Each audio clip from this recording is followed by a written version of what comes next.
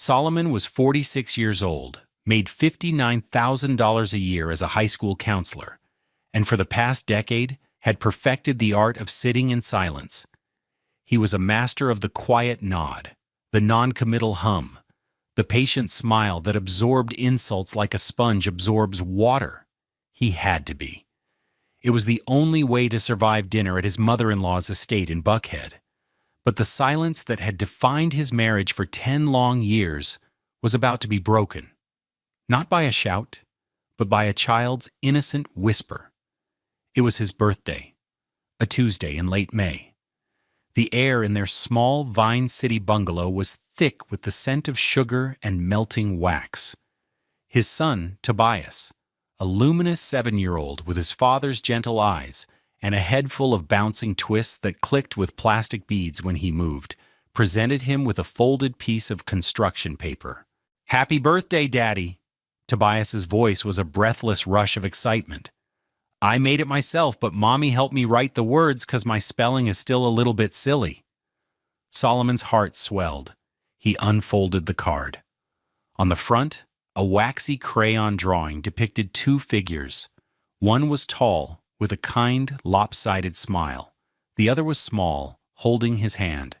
Tobias had used a dark brown crayon for their skin, a detail that always made Solomon's chest ache with a specific, tender pride.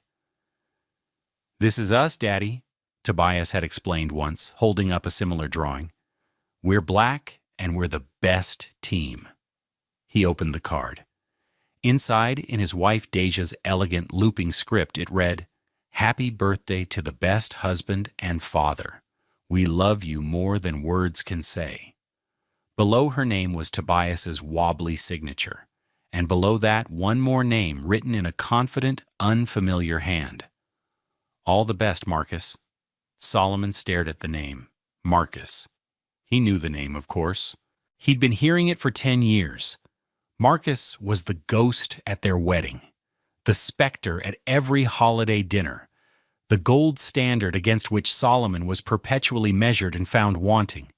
Marcus was Deja's ex-boyfriend, the one her mother, Pearline, never let them forget. The high flyer. The one who got away. "Who's Marcus, Daddy?" Tobias asked, pointing a small finger at the signature. "Is he your friend?" Solomon looked from his son's curious face to the name on the card. The world seemed to slow down. The cheerful sounds of their small home, the hum of the refrigerator, the distant bark of a neighbor's dog, faded into a dull roar. Why would Marcus, a man he had never met, a man who was supposed to be a footnote in his wife's history, be signing his birthday card? "I'm not sure, buddy," Solomon said, his voice strained. He forced a smile that felt like cracking plaster. "Maybe a friend of Mommy's from work." But he knew, with a certainty that settled in his gut like a cold, heavy stone, that it wasn't a work friend. It was something else. It was the loose thread that, once pulled, would unravel everything. For 10 years, he had swallowed his pride, endured the endless comparisons, and held his tongue for the sake of peace, for the sake of his son. He had no idea the price of that peace was not just his dignity, but a figure so high it would take his breath away. What he didn't know was that Marcus wasn't just a ghost, he was a creditor, and Solomon's own home was the bank. Have you ever felt like you were being tolerated in your own life? That your presence was an inconvenient footnote in someone else's grander story? Let us know in the comments if you've ever had to smile through a situation that was tearing you apart inside. Meeting Deja had felt like a miracle. Solomon was 35, a guidance counselor at a public high school in a tough neighborhood, making a modest but respectable salary.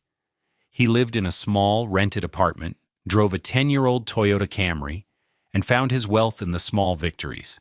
The student he helped get into a state college, the kid he convinced to stay in school. Then he met Deja at a friend's barbecue.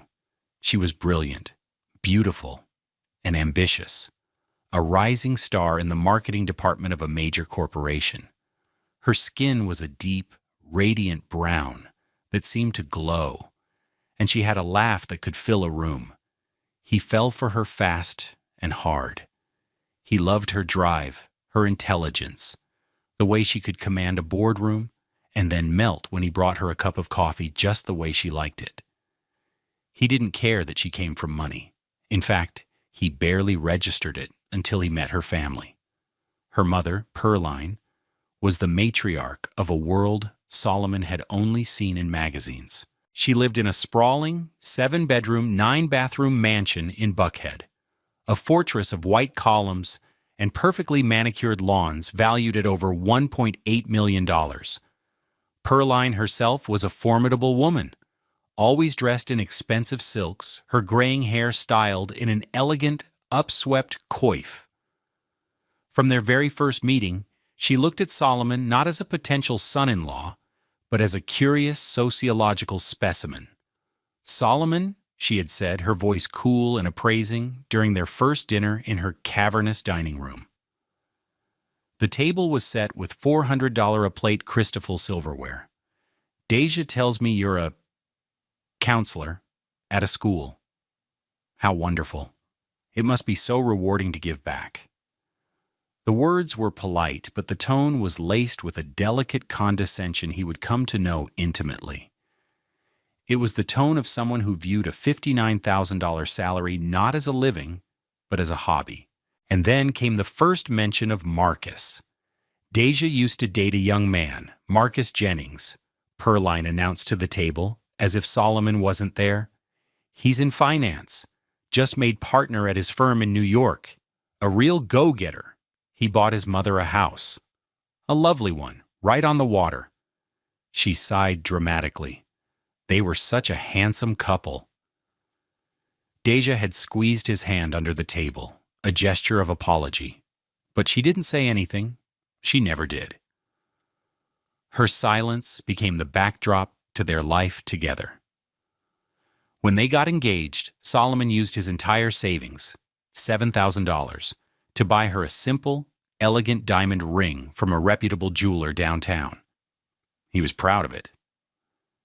It was the most expensive thing he had ever bought. At the engagement party, held, of course, at the Buckhead estate, Pearline cornered him by the champagne fountain. "It's a lovely ring, Solomon," she said, examining Deja's hand. "Very tasteful." She then turned to her sister, who was standing nearby. "Did I ever show you the ring Marcus gave Deja? It was a Cartier, 3 carats, flawless. I think it was valued at something like $85,000. Of course, she gave it back. She has such integrity." Solomon just stood there, his $89 Timex watch feeling suddenly heavy on his wrist, a stark contrast to the Rolexes and Patek Philippe's glinting on the wrists of the other men in the room. He felt small, diminished, a black and white photo in a world of vibrant color. Their wedding was a lavish affair, funded entirely by Pearline. It cost over $100,000. Solomon had wanted a small ceremony, something intimate and meaningful. Instead, he found himself standing at the altar of a massive church, looking out at 300 faces he didn't know. During her toast, Pearline once again conjured the ghost of Marcus. "I always thought Deja would marry a man who could give her the world," she'd said, raising her glass of $200 a bottle champagne. "But she chose a man with a big heart. And I suppose, in the end, that's what matters." The faint praise was a dagger wrapped in velvet. They bought the bungalow in Vine City, a neighborhood with character and history, a place where people sat on their porches and knew their neighbors. It was all Solomon could afford to contribute to, but it was theirs. It was a 3-bedroom, 2-bath house that cost $220,000, a world away from Pearline's Buckhead Palace. Solomon loved it. He painted the rooms, planted a small garden in the back, and fixed the leaky faucet under the kitchen sink. He was building a life, a home. But Deja, he slowly realized, saw the bungalow not as a home, but as a temporary stop. She filled it with expensive things that seemed out of place, like a $4,000 Roche-Beaubois sofa that barely fit in their small living room, and a $1,500 Nespresso machine that took up half the counter space. Her salary as a vice president of marketing had climbed to $150,000 a year, and she spent it freely, a constant, unspoken reminder of the financial gulf between them. Their finances were technically merged in a joint account, but it was her income that paid for the luxuries, a fact Pearline never missed an opportunity to highlight. Solomon's salary covered the mortgage, the utilities, the groceries, the boring, invisible architecture of their life. Hers paid for the flash, and, as he would discover, for so much more. The 10 years that followed were a masterclass in quiet humiliation. The insults were rarely direct, but they were constant, a slow erosion of his self-worth. They came cloaked in concern, wrapped in backhanded compliments, and delivered with the casual cruelty of people who have never had to worry about money. Christmas was always the worst. The family gathered at Pearline's mansion, the air thick with the scent of pine and roasting turkey. The floor beneath the towering, professionally decorated Christmas tree was a mountain of expensive gifts. One year, when Tobias was 4, Solomon had spent weeks in his small workshop in the garage, lovingly handcrafting a wooden toy chest for his son. He'd sanded the pine until it was smooth as silk and stained it a warm cherry. It was a beautiful piece, made with love and care. On Christmas morning, after Tobias had joyfully opened it, Pearline had watched with a thin smile. How quaint, Solomon. A handmade gift. Later, as she handed Solomon his own present, she said, loudly enough for everyone to hear, "I never know what to get you." He opened the small, neatly wrapped box.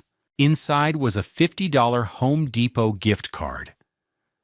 Minutes later, she was on the phone with her sister, gushing.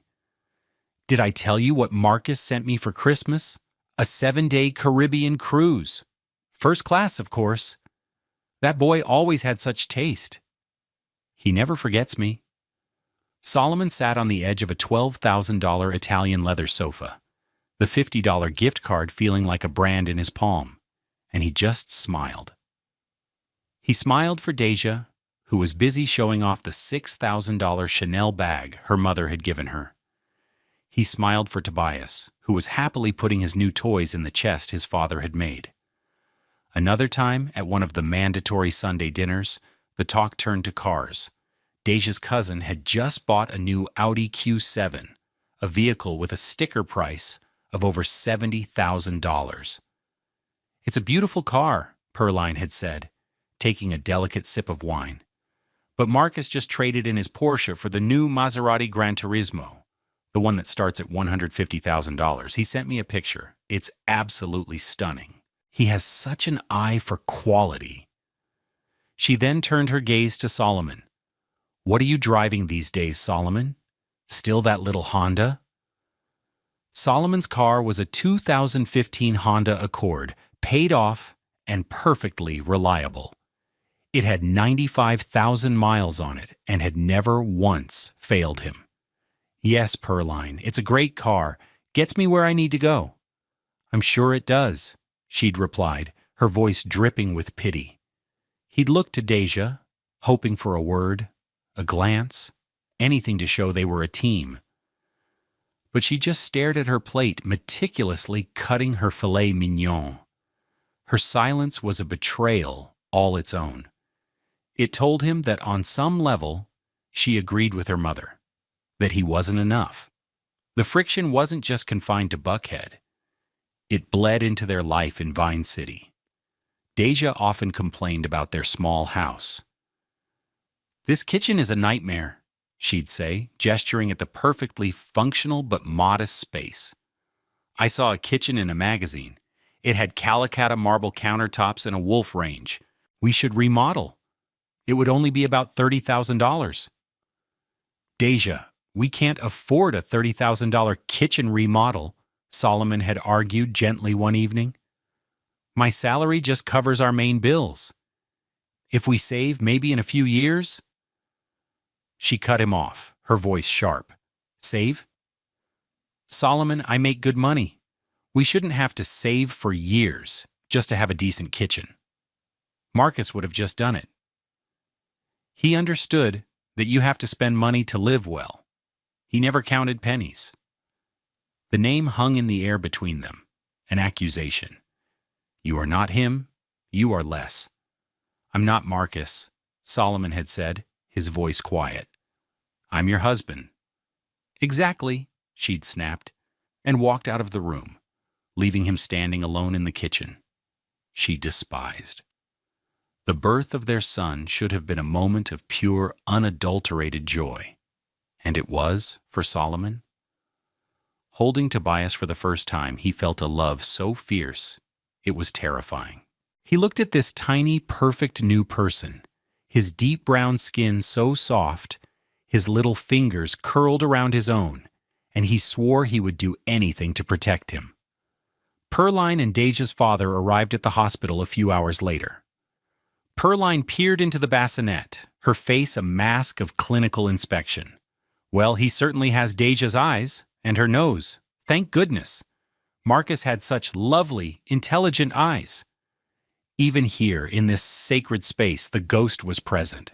Solomon felt a surge of cold fury. He looked at Deja, who was beaming, exhausted but happy in her hospital bed, seemingly oblivious to her mother's casual cruelty. Or maybe, he thought with a sudden chilling clarity, she wasn't oblivious at all. Maybe she just didn't think it was cruel. Maybe she agreed. That was the moment the first real crack appeared in the foundation of his love for her. He had papered it over, for Tobias's sake. He told himself it was just Pearline's way, that Deja was caught between her mother's world and his. He told himself that the acts of service he performed every day, packing Deja's lunch, making sure her car had gas, raising their son with a gentle and steady hand, were the true language of love, and that eventually she would see that. He had no idea how wrong he was. Over the years, the comparisons became a running joke among Deja's family, a joke Solomon was always the punchline of. They didn't even try to hide it anymore. At a summer barbecue, Deja's uncle clapped him on the back and said, "You're a good sport, Saul. It can't be easy following an act like Marcus." And Solomon, as always, just smiled his patient smile, the one that didn't reach his eyes. He endured it all because he believed in his vows. He believed in family. He believed that his quiet dignity, his steadfastness, was a form of strength. He thought he was playing the long game, that one day his worth would be recognized. He didn't realize the game was rigged, and he had been losing from the very start. The debt was accumulating in an account he didn't even know existed, and the bill was about to come due. The night of his 46th birthday, after Tobias was asleep, the house on its quiet Vine City street fell silent. The crumpled wrapping paper had been cleared away, the last of the cake put in the fridge. Deja was in their bedroom, scrolling on her phone, bathed in the cool blue light of the screen. Solomon sat in his small home office, a converted back porch that smelled of old books and dust. The birthday card from Tobias was on his desk. "All the best, Marcus." The name pulsed in the quiet room. Who was Marcus to sign a birthday card for his wife's husband? Who was he to be a "we" with his wife and son? It made no sense. It was a piece of a puzzle that didn't fit, a discordant note in a familiar song. At 11:17 p.m., driven by an impulse he didn't fully understand, Solomon turned to the old Dell desktop computer on his desk. It was a 7-year-old machine. Slow to boot up, but reliable. He opened a web browser and navigated to their joint bank's website. His fingers trembled slightly as he typed in the username and password. He and Deja had maintained a joint checking account since they were married. His modest paycheck was direct deposited, as was her much larger one. From this account, the mortgage was paid, the utility bills, the car insurance. It was also the account from which Deja did her spending, The designer clothes, the expensive lunches, the online shopping. Solomon rarely looked at the transaction history in detail. He trusted her. He managed their budget on a spreadsheet, tracking their major expenses, but he didn't micromanage her daily spending. It felt controlling, and besides, it was mostly her money anyway. That was the story he told himself. The account summary page loaded. A balance of $14,287.34. Normal. He clicked on the Activity tab. A list of recent transactions appeared. The mortgage payment to Wells Fargo, a charge from Publix for groceries, a $450 charge from Neiman Marcus, also normal. His heart was hammering against his ribs. This felt like a violation, a breach of the trust he had so carefully, and perhaps foolishly, maintained. But the name on the card had planted a seed of poison, and he had to know. He found the search bar in the transaction history. With a deep breath, he typed the name. Marcus. He hit enter. The screen refreshed, and there it was. A single line item from 6 weeks ago, an e-transfer, date April 5th. Description, e-transfer to Marcus Jennings. Memo, loan repayment, amount, $250. Solomon stared, his blood turning to ice. Loan repayment. It was plausible, he supposed. Maybe Marcus had loaned Deja a couple $100s for something years ago and she was finally paying him back. It was strange, but perhaps not sinister, but the poison was already working its way through his veins. His hand, slick with a sudden cold sweat, moved the mouse to the date range filter. He selected the past year. He clicked search. The screen filled. 12 transactions, each for $250 or $300, each with a memo. Loan repayment, consulting fee, project reimbursement. His breath hitched. This wasn't a one-time repayment, this was regular. This was a pattern. A cold dread, heavy and suffocating, began to settle over him. He felt a tremor in his hands and had to grip the edge of the cheap particle board desk to steady them.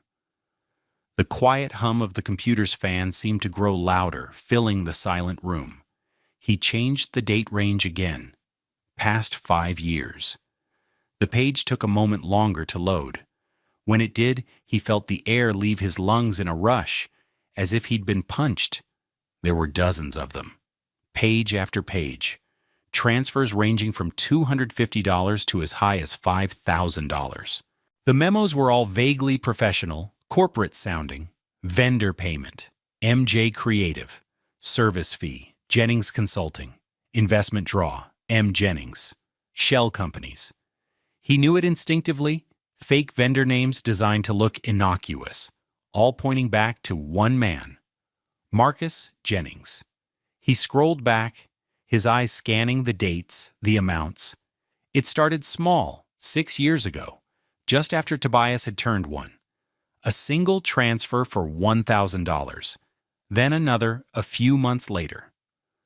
The frequency and the amounts grew over time, a slow, steady drain on their finances. His finances, their joint account. He opened the calculator app on the computer. His fingers felt clumsy, numb. He started adding the numbers. $1,000? $2,500? $300? $4,800. The number on the calculator screen climbed with sickening speed. 10,000, 30,000, 70,000. He stopped when he passed $100,000. He couldn't go on. He leaned back in his worn-out office chair, the springs groaning in protest. He felt dizzy, nauseated. $100,000 gone, siphoned away to the man they always held up as his superior. The ghost wasn't a ghost, he was a thief.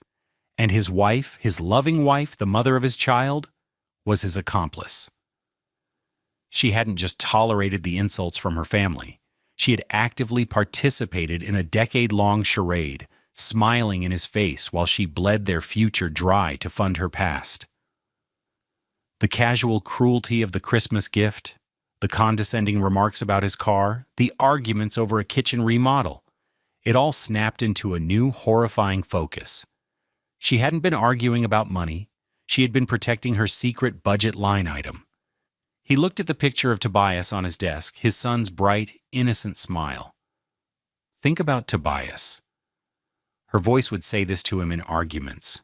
It was a shield she used. Now it felt like a weapon. He closed the browser, stood up, and walked to the window. He stared out at the dark, quiet street of his Vine City neighborhood. The modest homes, the sleeping cars, the sense of community. This was the life he had built. This was the life she had secretly mortgaged to her ex-boyfriend. The cold calm that settled over him was terrifying. The 10 years of absorbing insults, of turning the other cheek, of being the good sport were over. The sponge was full. And he realized, with a clarity that cut through the pain, that he wasn't going to yell. He wasn't going to confront her. That was her family's way. Loud, dramatic, full of empty gestures. His way would be different. It would be quiet. It would be methodical. And it would be final. The next morning, the world was painfully, unnaturally normal. The sun streamed through the kitchen window, illuminating dust motes dancing in the air. Solomon was at the stove, pouring pancake batter onto a hot griddle. He could hear the sizzle, smell the familiar, comforting scent. He was an automaton, his body going through the motions of a life that was no longer his. Tobias sat at the small kitchen table, chattering about a dream he'd had involving a talking squirrel and a spaceship made of waffles. Solomon listened, nodding and smiling, the muscles in his face aching from the effort. "That sounds like a fun dream, buddy," he said, his voice even. Deja came downstairs at 7:15 a.m., already dressed for work. She wore a deep blue St. John knit suit that cost at least $900 and carried a $2,800 Prada handbag. She looked powerful, polished, and completely oblivious. "Morning," she said, kissing the top of Tobias's head before pouring herself a coffee from the $1,500 Nespresso machine. "Something smells good." "Pancakes," Solomon said, flipping one onto a plate for Tobias. He didn't look at her. If he looked at her, he was afraid the carefully constructed dam of his composure would break. "Oh, yum. I don't have time for a real breakfast," she said, taking a sip of her coffee. "Big presentation today. I'll just grab a protein bar." She rummaged in the pantry. "Don't forget, we have dinner at my mother's on Sunday." "I won't," he said. The lie tasted like ash in his mouth. She kissed his cheek, a quick, dry peck that felt like a spider landing on his skin. "Have a good day, you two. Love you." "Love you," he mumbled back to her retreating form. He watched her walk out the door, get into her gleaming white $80,000 Mercedes-Benz GLC, and drive away, off to her world of corporate success, a world built, in part, on his silent subsidy. He felt nothing. The rage and pain from the night before had cooled into a hard, dense ball of purpose in his chest. He was no longer a husband. He was a strategist. After dropping Tobias at school, he didn't go straight to work. He drove to a small park a few miles away and sat in his 2015 Honda Accord. He pulled out his phone and scrolled through his contacts. His finger hovered over a name he hadn't called in years. David Chen. David was his college roommate, one of the smartest people Solomon had ever known. They had been inseparable for 4 years, navigating late-night study sessions and cheap pizza. After graduation, David had gone into accounting, climbing the ladder with incredible speed. He was now a partner at a downtown firm, a forensic CPA, who specialized in uncovering complex financial fraud. Solomon took a deep breath and pressed the call button. "Solomon King, to what do I owe the honor?"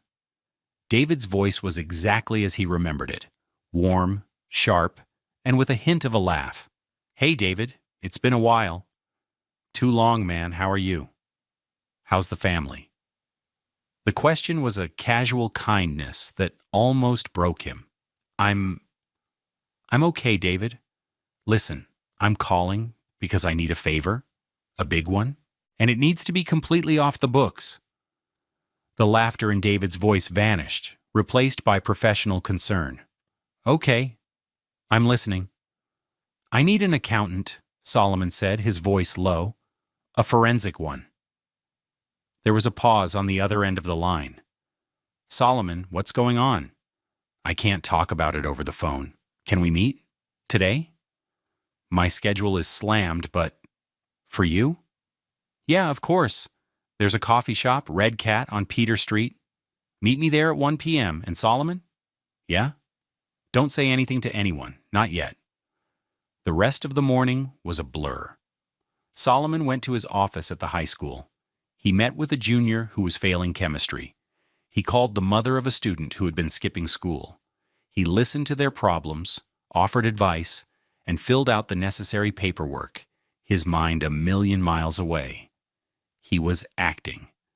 This was the greatest performance of his life, pretending to be the same Solomon King he had been yesterday. At 12:45 p.m., he left work and drove to the coffee shop. He saw David through the window, already sitting at a small table in the back corner. He looked older, his hair flecked with gray at the temples. But he had the same intelligent, focused eyes. He was wearing a dark, impeccably tailored suit that probably cost more than Solomon's mortgage payment. Solomon sat down, his hands trembling slightly. He had printed out a few pages from the bank's website, the most damning ones. He slid the folder across the table. David opened it and began to read. He was silent for a full 5 minutes, his eyes scanning the pages, his expression unreadable. Finally, he looked up. "This is classic structuring, Soul," he said, his voice quiet but firm. Small, irregular transfers with plausible-sounding memos, designed to fly under the radar. The vendor names MJ Creative. Jennings Consulting. Are they real? I have no idea, Solomon said, his voice hoarse. The transfers are all to a Marcus Jennings. David nodded slowly. Your wife's ex, the one her mother never shuts up about. Solomon must have looked surprised. You forget, man. I was at your wedding. I heard the toast. A wave of shame washed over Solomon. Of course David knew. Everyone knew. I need to know how much, Solomon said. I need to know everything. To do this right, I need full access, David said. Bank statements, credit card statements, tax returns, for at least the last 7 years. Can you get them? Yes. They're all stored online. I have the passwords. Okay. David leaned forward. Listen to me. A full forensic audit like this, for a contested divorce case, my firm would bill between $20,000 and $30,000. My personal rate is $900 an hour. Solomon's heart sank. David, I can't. David held up a hand. I'm not billing you, you idiot. You're my friend. The software licenses and resources will cost me about $500. You can pay me that. The rest is on me. But you have to promise me something. Anything. You do exactly what your lawyer tells you to do. You don't get emotional. You don't confront her. You let the evidence do the talking. This isn't about revenge, Soul. This is about justice and protecting your son. He tapped the folder. This is a crime. It's called dissipation of marital assets, and you are going to get every single penny back. He then pulled out a business card. This is Alana Hayes. She's the best divorce attorney in Atlanta. Tough, smart, and she hates financial fraud more than anything. I'll call her and give her a heads up. Your first consultation will be free. Go see her tomorrow. And until then, you are the same happy, oblivious husband you were last week. Can you do that? Solomon looked at his old friend, at the fierce loyalty in his eyes, For the first time in 10 years, he felt like he wasn't alone. He felt like he had a team. "Yes," Solomon said, his voice filled with a resolve he hadn't felt in a decade. "I can do that." He was playing dumb, but for the first time it didn't feel like an act of submission. It felt like an act of war. The next day, Solomon found himself in a different world. Alana Hayes' office was on the 35th floor of a gleaming glass tower in Midtown Atlanta. The reception area had polished marble floors, abstract art on the walls, and a panoramic view of the city. It was a place of power, a place where fortunes were won and lost. Alana Hayes was a striking black woman in her late 40s with sharp, intelligent eyes and a no-nonsense demeanor. She wore an $8,700 Armani suit that radiated authority. She didn't waste time with small talk. "David Chen called me," she said, gesturing for Solomon to sit in a leather chair opposite her massive mahogany desk. "He speaks very highly of you. He also told me the basics. Your wife has been funneling marital assets to her ex-boyfriend. For how long? We don't yet know." Solomon, feeling out of place in his $60 department store blazer, explained the discovery of the name on the birthday card and the subsequent search of their bank records. He felt a familiar shame telling the story, laying bare the decade of quiet humiliations. Alana listened without interruption, her expression neutral. When he finished, she nodded. "The family dynamic you describe, the constant comparison, the financial disparity, is a common backdrop for this kind of betrayal. The wealthier spouse feels entitled, and the less wealthy spouse is conditioned to not ask questions, to be grateful. It's a perfect environment for financial infidelity." She leaned forward, her gaze intense. "Here is what we are going to do. First, David will conduct his audit. That is our foundation. It must be meticulous and irrefutable. While he does that, your job is the hardest one. You will do nothing. You will change nothing about your routine. You will go to family dinners. You will make pancakes for your son. You will continue to be the steady, reliable, slightly underestimated husband you have always been. Your wife and her family must not suspect a thing. Any deviation from your normal behavior could tip her off, and she might start covering her tracks." "How long will it take?" Solomon asked. "David is fast. A few weeks, maybe a month. Once we have his report, we will have our weapon. We won't be filing a messy public divorce petition right away. We won't be alleging an affair, which is hard to prove and often just creates drama. We will build a case for financial fraud. It's clean, it's provable, and the consequences are severe." She stood and walked to the window looking out over the city. "Your wife is a vice president at a publicly traded company, correct?" "Yes, a Fortune 500. Then she will have an employment contract, and that contract will almost certainly contain a morals clause or a clause regarding financial integrity and conduct that could bring the company into disrepute. Grand-scale financial fraud against her own family would most likely qualify as a breach." A cold chill went down Solomon's spine. He hadn't even considered her job. "Our strike will be coordinated and precise," Alana continued, turning back to him. "We will deliver our findings, not just to her, but to the people who have power over her. The goal is not to embarrass her. The goal is to create maximum leverage to ensure the swift and full return of every dollar she took from the marital estate. Your son's future. Are we clear?" "Yes," Solomon said. The word felt solid, real. "Good," Alana said, a hint of a smile touching her lips. "Now go home, be normal, and let us do the work." Living the lie was the hardest thing Solomon had ever done. Every interaction with Deja was now filtered through the lens of her betrayal. Her laughter sounded hollow. Her touch felt like a violation. He had to fight the urge to flinch when she kissed him goodbye. That Sunday, they went to Perline's for dinner.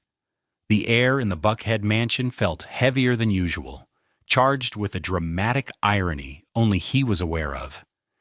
He sat at the long, polished dining table, a silent observer in the theater of his own life's destruction. Perline was in rare form. "I have the most wonderful news," she announced, beaming. "Marcus is engaged. To a neurosurgeon at Emory. Can you imagine? So brilliant. And her family has a home in Martha's Vineyard. Finally, a woman who is on his level. I'm just so thrilled for him." She looked directly at Solomon as she said it, a triumphant, pitying glint in her eye. The message was clear. Even now he is winning. And you are still you. Solomon just picked up his water glass. "That's wonderful news, Perline. Please send him my congratulations." A flicker of surprise crossed her face. She had expected him to be sullen or quiet. The direct, cheerful response threw her off. Deja shot him a strange look from across the table. For a second, he thought he saw fear in her eyes. But it was gone as quickly as it appeared. Later, while he was helping Tobias with his jacket, Deja came up to him. "That was nice of you. What you said about Marcus." "Why wouldn't it be?" Solomon asked, his voice a perfect imitation of mild curiosity. "He's an old friend of the family. We should be happy for him." He was learning. He was learning to use their own weapons against them. Polite, meaningless words that concealed a core of cold, hard steel. A week later, David's preliminary report came in. He had found transfers totaling over $120,000, and he was still digging. He had also, through a discreet source, gotten a copy of Deja's corporate phone records. The same day she had a big presentation, she had a 47-minute phone call with a number registered to Marcus Jennings. That evening, Solomon was in the living room when Deja got off the phone laughing. "That was just Sarah from college," she said, tossing her phone onto the $4,000 sofa. "She is such a mess." Solomon just nodded, his eyes on the television. "That's nice," he said. The casualness of the lie was what hurt the most. It was so easy for her, so practiced. The final, most surreal moment of this strange purgatory came 2 weeks before the strike. Deja came home in a panic. "Solomon, I can't find it anywhere. My diamond earring." It was one of a pair her parents had given her for her 30th birthday, valued at over $3,000. "I think it might have fallen off at the gym.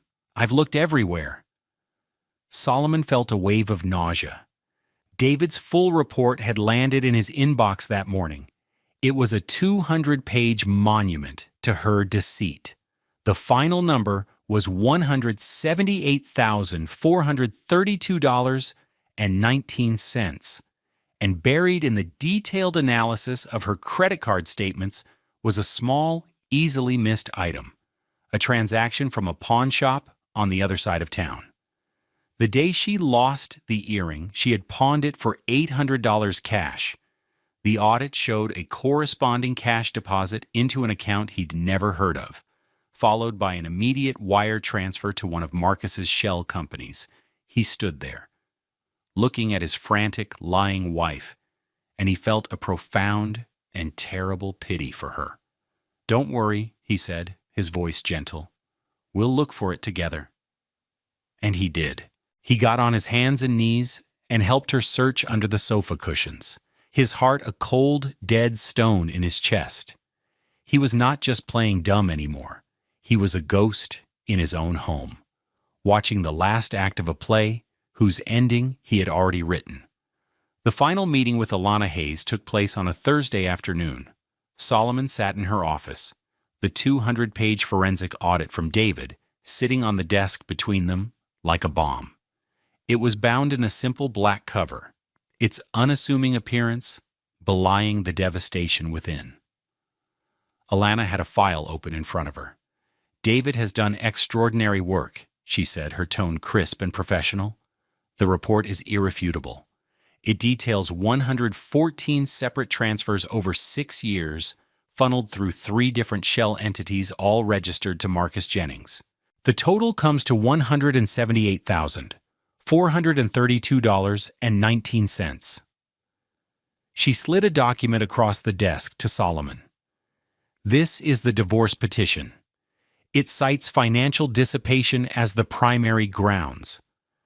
We are petitioning the court for an unequal distribution of assets to reimburse you for the full amount stolen from the marital estate. Next, she slid over another document.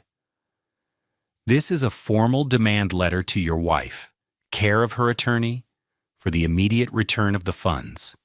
It references the forensic audit as evidence. Finally, she picked up 2 thick, spiral-bound packets. They were executive summaries of David's report, just the highlights, the most damning charts, and a list of every single transfer. And these are the real weapons.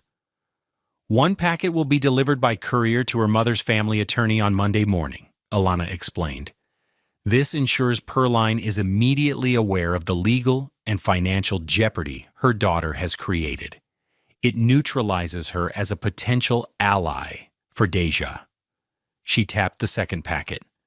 And this one will be delivered simultaneously to the Senior Vice President of Human Resources at her company. It will be accompanied by a cover letter from me, simply stating that we have uncovered evidence of significant financial misconduct by one of their executives and are providing it as a professional courtesy, as it may pertain to clauses within her employment contract. Solomon stared at the packets. It was so clinical, so precise. You're sure this will work? Solomon, Alana said, meeting his gaze. Powerful people and large corporations do not like messes. They especially do not like messes involving fraud.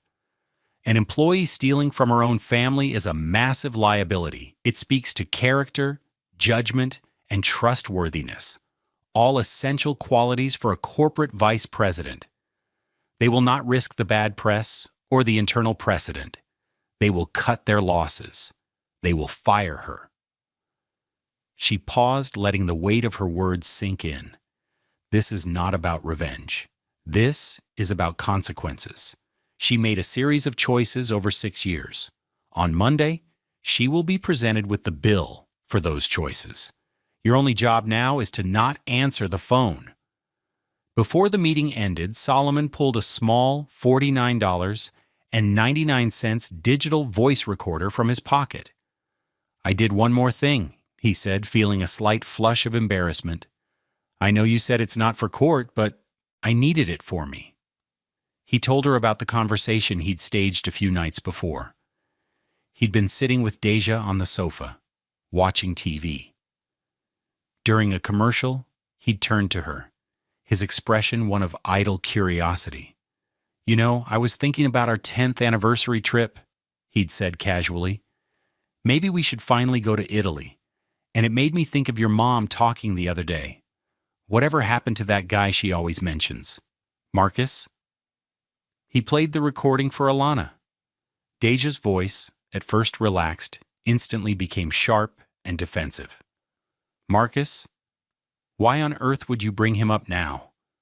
He's ancient history, Solomon. I haven't thought about him in years. It's weird that you're even asking. Alana listened, then nodded slowly. The denial is too fast. The anger is a shield. You caught her, and she knew it. You don't need this for the legal case, Solomon. But I understand why you needed to hear it for yourself. He left her office and walked out into the bright afternoon sun. For the first time, he felt the weight of the last decade begin to lift. He was no longer a victim. He was an agent of consequence. The 10 years of cold, quiet suffering were about to be balanced by one swift, surgical morning. He drove home, picked up Tobias from school, and made spaghetti for dinner, the last supper of his old life. Monday morning arrived, gray and overcast. Rain slicked the streets of Atlanta, the sky weeping for a life that was about to die. Solomon went through his morning routine with a preternatural calm. He made oatmeal for Tobias, packed his son's lunch, and saw Deja off to work. She was wearing a cream-colored Burberry trench coat that cost $2,400, a shield against the rain, and the coming storm she knew nothing about. "Try to have a good day," she said, her standard parting line. "You too," he replied, and watched her drive away. He took Tobias to school, then drove to his own job at North Atlanta High School. He sat at his small metal desk in the guidance counseling office, a framed crayon drawing by Tobias his only personal touch. He looked at his $89 Timex watch. The second hand swept around the dial, each tick a countdown, 9 a.m. He pictured a courier in a rain slicker walking into the lobby of a stately Buckhead law firm, 9:15 a.m. He got a text from Alana, package 1 delivered, signed for by reception, 9:17 a.m. He pictured a second courier, this one navigating the soaring, impersonal lobby of Deja's corporate headquarters downtown. He imagined the elevator ride to the 42nd floor, the hushed tones of the executive wing. 9:30 a.m. Another text from Alana, package 2 delivered, handed directly to the SVP of HR's executive assistant. The clock is ticking. Solomon put his phone face down on his desk. He opened a student's file and tried to focus on their transcript. He couldn't. He was listening to the silence, waiting for the first tremor. It came at 9:45 a.m. His phone buzzed. Deja's face appeared on the screen. He stared at it, his heart a steady, slow drum. He let it go to voicemail. A moment later, the voicemail notification appeared. He put in his earbuds and pressed play. "Solomon, what is this? My mother's lawyer, Mr. Abernathy, just called me screaming. He's saying you've made some kind of insane accusation. He's faxing me documents. What the hell is going on? Call me back now." Her voice was sharp, angry, but laced with a thread of confusion. He deleted the message. He looked at the student's file again. He managed to read a full paragraph before his phone buzzed again. 10:02 a.m. Deja again. He let it ring. The voicemail icon popped up. He listened. "I just got called into an emergency meeting. With HR Solomon, they have papers. They have bank statements. What did you do? They're asking me about Marcus Jennings. What did you do?" The anger was gone, replaced by pure, high-pitched panic. He deleted the message. A student poked her head into his office. "Mr. King, do you have a minute?" "Of course, Maria. Come on in," he said, his voice impossibly steady. For the next 20 minutes, he talked a terrified sophomore through her options for retaking a failed algebra class. He was calm. He was present. He was the counselor he was meant to be. As Maria left, his phone buzzed violently on the desk. 10:30 a.m. Another voicemail. He listened. This time, it was rage. A cornered animal lashing out. "This is insane. These are lies. You twisted everything. You're trying to ruin me because you were always jealous. You were always jealous of Marcus, of my family, of my success.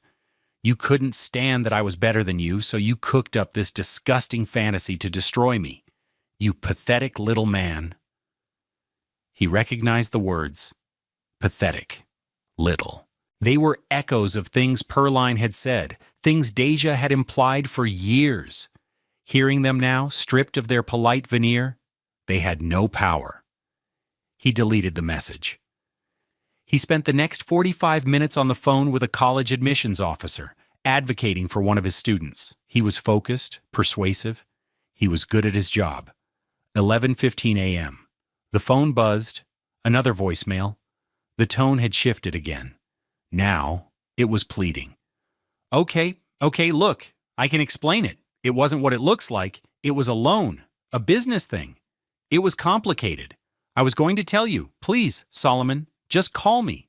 We can fix this. We can go to HR together and explain. Please. Think about Tobias. Don't do this to our family. Think about Tobias. The phrase she had always used as a shield. He felt a flicker of something. Not pain, but a deep, weary sadness for the woman who could only see their son as a bargaining chip. He deleted the message. The final call came just after noon, as he was eating his sandwich at his desk. He let it go to voicemail, but this time he waited a few minutes before listening. He knew this would be the last one. He pressed play. The sound that came through the earbuds was not a voice. It was a raw, ragged sob, a sound of complete and utter unraveling. "They fired me," she choked out between gasps. They walked me out, in front of everyone. My security pass is gone. They're enforcing the morals clause. I have to pay back my signing bonus, $250,000. Solomon, please. You've destroyed me. You've destroyed everything." He listened to the end of the message, to the sound of her weeping, until the recording cut off. He took out his earbuds and set them on the desk. He looked at the drawing from Tobias. He felt no triumph, no satisfaction. He just felt quiet. The 10 years of cold were over. The debt was paid. A great and terrible silence settled over him, the silence of a battle that was finally, completely, won. The aftermath was not a single explosion, but a cascade of consequences, each one a direct result of Deja's choices, now laid bare for the world to see. Alana Hayes had been right. Powerful people and corporations abhor a mess. First, there was Deja. Her termination was immediate and brutal. Fired for cause, specifically for gross misconduct and actions bringing the company into disrepute.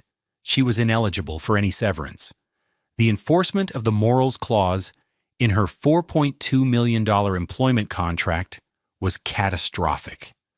Not only was her $150,000 annual salary gone, but the company initiated legal proceedings to claw back her $250,000 signing bonus from 3 years prior. Overnight, she went from a high-flying corporate executive to an unemployed, blacklisted pariah. News travels fast in the tight-knit world of corporate marketing. No one would touch her. Her career, the entire source of her identity and pride, was over.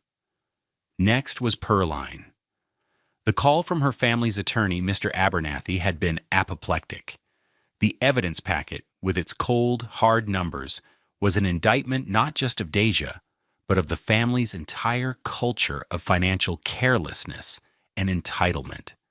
Abernathy's firm billed the family trust $12,000 for the initial damage control and legal advice, a bill Pearline had to pay. But the financial cost was nothing compared to the social cost. The story, in its broadest strokes, leaked out into the Buckhead community. The whispers at the country club, the sudden silence when she entered a room, the shame was a currency she was not accustomed to dealing in. Her daughter, the one she had always bragged about, had brought scandal to their door. The perfect facade had crumbled. Then came Marcus. Alana's firm, as promised, sent a certified letter to him in New York. It didn't threaten a lawsuit for alienation of affection. It was far more dangerous.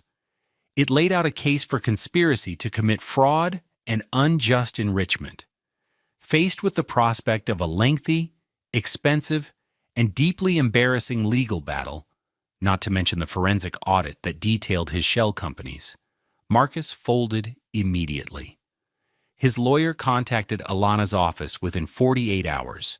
He agreed to a settlement, signing a legally binding repayment plan for his half of the stolen funds, $89,216.09, to be paid directly to Solomon over 2 years. His neurosurgeon fiancé, upon learning that her brilliant, high-flying fiancé was, in fact, a co-conspirator in a scheme to defraud a high school counselor, promptly broke the engagement and gave back the very expensive ring. The divorce proceeded with astonishing speed, with the irrefutable evidence of financial dissipation, The judge had little patience for Deja's attempts to frame herself as the victim. The court ordered the immediate sale of the Vine City bungalow. After the mortgage was settled, the remaining equity was split. More importantly, the judge granted Solomon's petition for an unequal distribution of marital assets. A lien was placed on all of Deja's remaining assets, her personal stock portfolio, her 401k, and her $80,000 Mercedes. She was forced to liquidate everything.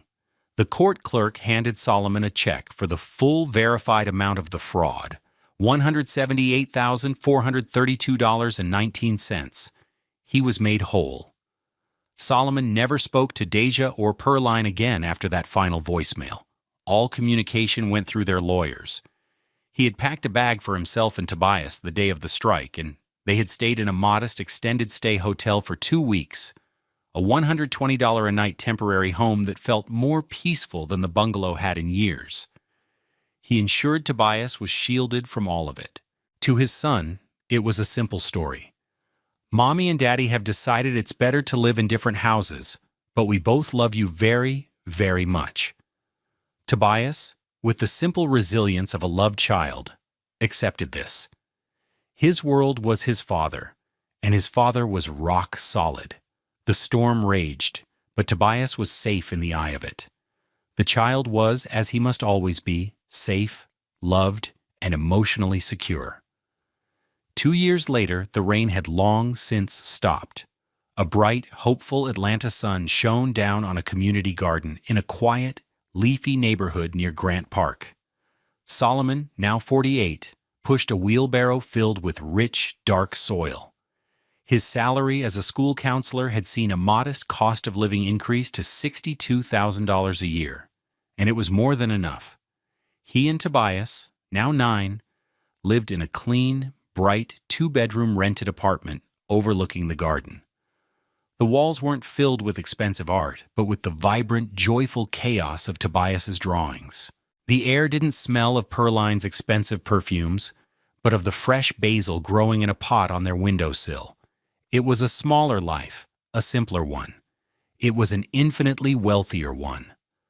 Tobias ran up to him, his locks, now longer, bouncing on his shoulders. He held up a piece of paper with a new drawing, made with the same brown crayon he always favored. It showed 2 figures, one tall, one a little less small, standing next to a large, smiling sunflower.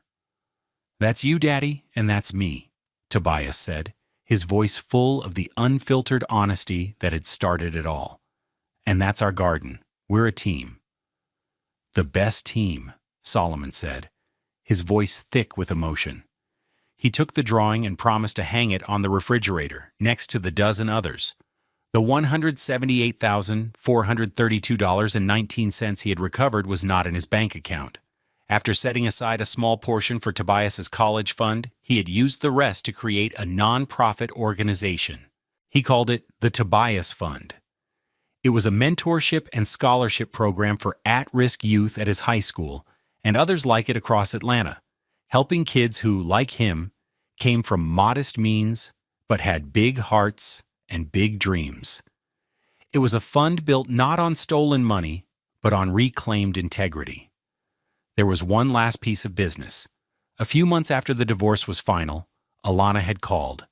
Deja had requested a final meeting to sign some transfer documents for her depleted 401k. She had asked to do it in person. Solomon agreed. He met her at a neutral, anonymous Starbucks on Lexington Avenue. The woman who sat across from him was almost unrecognizable. The designer clothes were gone, replaced by simple jeans and a worn sweater. Her hair was pulled back simply, and the fire of ambition in her eyes had been replaced by a deep, weary exhaustion. She looked diminished, smaller. She signed the papers without a word. Then she looked up at him, her eyes welling with tears. "I'm sorry, Soul," she whispered, her voice cracking. "For everything. For the money. For my mother. For not appreciating you. I was a fool." Solomon looked at her, the woman he had once loved so fiercely, and he felt the last embers of his anger turn to ash. There was nothing left but a profound, quiet sadness for the life she could have had, the person she could have been. He had forgiven her long ago, not for her sake, but for his own. Forgiveness was the key that unlocked his own prison. "I know," he said softly. "I hope you find peace, Deja." He stood up, signed his own name on the document, and walked out of the coffee shop into the afternoon light, leaving his past sitting at the table. He didn't look back. As he stands at his apartment window now, watching Tobias chase a butterfly in the garden below, Solomon understands the nature of true wealth. It isn't found in the cold marble of a Buckhead mansion or the fleeting status of a $150,000 Maserati. It isn't measured by a salary or the brand of a suit. True wealth is the solid ground of integrity beneath your feet. It's the pride in a child's drawing rendered in a brown crayon. It's the quiet joy of a shared life, built not on lies, but on love and service. He had been compared to a man who took, and in the end, he had become a man who gave. And in that, he had found everything. What do you think is the most important measure of a person's character? Is it what they have or what they give? Share your thoughts with our community below. And if you found inspiration in Solomon's journey, be sure to follow Love Beyond Pride for more stories of truth, justice, and the power of quiet strength.